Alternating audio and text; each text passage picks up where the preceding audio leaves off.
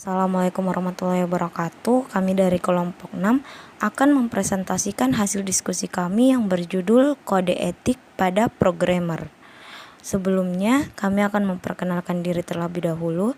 Nama saya Arianti Kasim dan teman saya Muhammad Fauzan Amzar.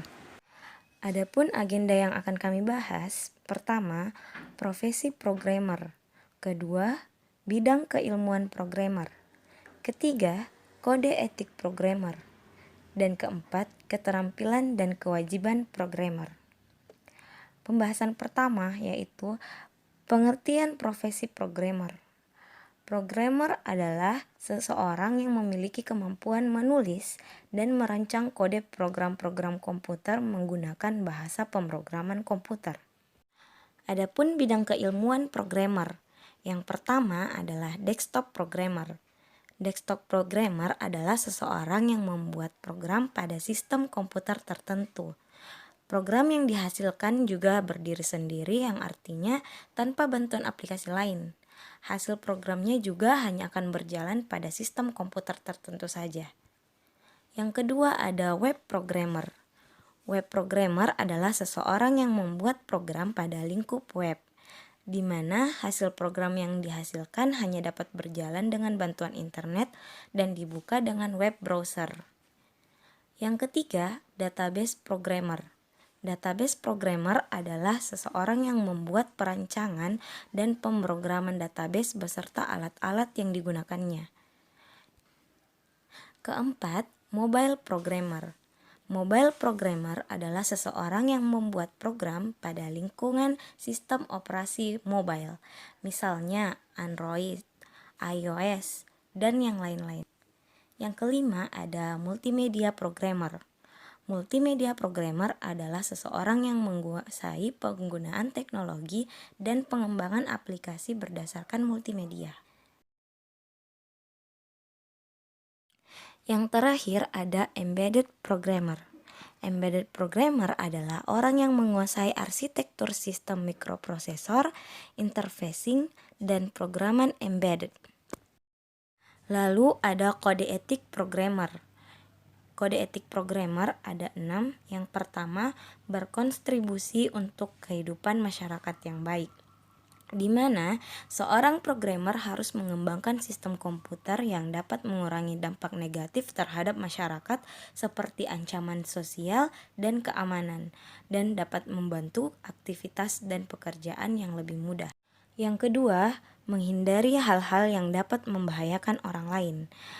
Maksudnya, sistem dapat menyebabkan kehilangan informasi dan sumber daya, dan itu berbahaya untuk pengguna, masyarakat, atau pekerja. Oleh karena itu, software developer harus meminimalisir resiko tersebut.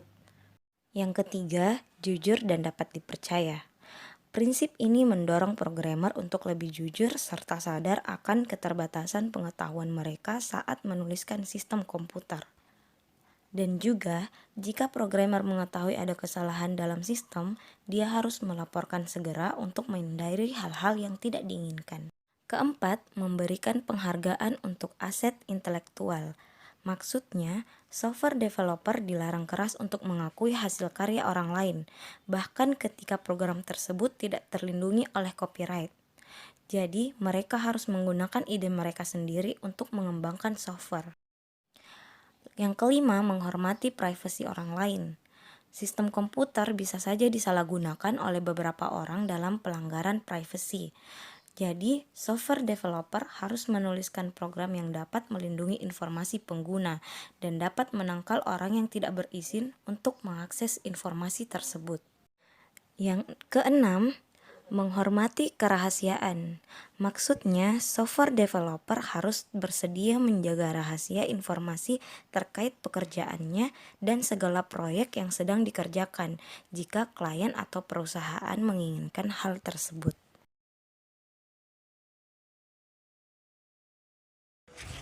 Selanjutnya adalah keterampilan dan kewajiban sebagai programmer. Sebagai seorang programmer, kita harus memiliki keterampilan. Yang pertama, memahami kode sumber sebuah program, dari yang sederhana hingga yang relatif kompleks. Itu adalah keterampilan yang wajib dimiliki oleh seorang programmer. Yang kedua, mampu mengimplementasikan sebuah algoritma yang berbentuk struktur data dalam sebuah program, yang dimana dapat kita adaptasikan ke dalam program yang kita buat sendiri. Yang ketiga, melanjutkan pengelolaan program sesuai dengan kebutuhan, di mana kita dapat mengembangkan, merombak, atau menyesuaikan program sesuai dengan kebutuhan pengguna. Yang keempat, memiliki kemampuan membaca program, agar kita dapat memahami apa yang ditulis dan didokumentasikan oleh programmer lain. Selanjutnya adalah kewajiban programmer. Yang pertama, memahami konsep dasar sistem operasi dan jaringan, agar ketika kita membuat suatu program aplikasi akan lebih mudah karena sudah memahami cara kerja sistem operasinya, dan juga aplikasi kita dapat berjalan dengan lancar karena sudah berhubungan dengan internet. Yang kedua, memahami cara menggunakan version control. Dalam dunia kerja, penggunaan version control adalah wajib. Ini standar de facto internasional. Jika mempunyai project open source, baik di SourceFake, Codehouse, dan semua hosting project open source, pasti programmer akan diberikan version control.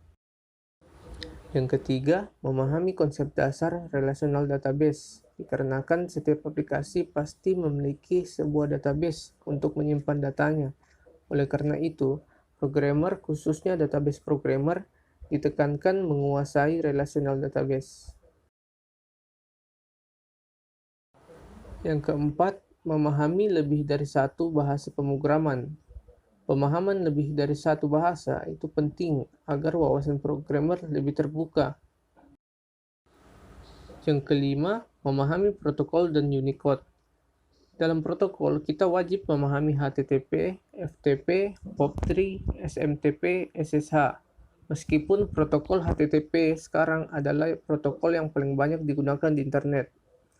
Dan juga kita wajib memahami Unicode karena Unicode itu penting supaya aplikasi kita tetap bisa diinstal di komputer mana saja.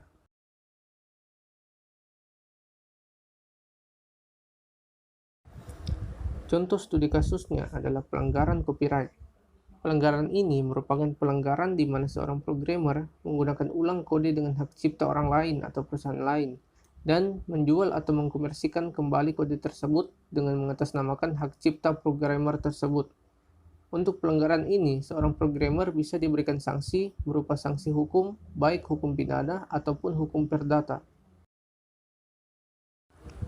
Dari materi tadi, kita dapat menyimpulkan bahwa pentingnya kesadaran menjaga profesionalitas dan kode etik mengharuskan programmer berkomitmen pada hal yang hanya boleh dilakukan oleh seorang programmer, mulai dari tahap perencanaan, perencanaan antarmuka, perencanaan sistem, coding, testing, dan maintenance.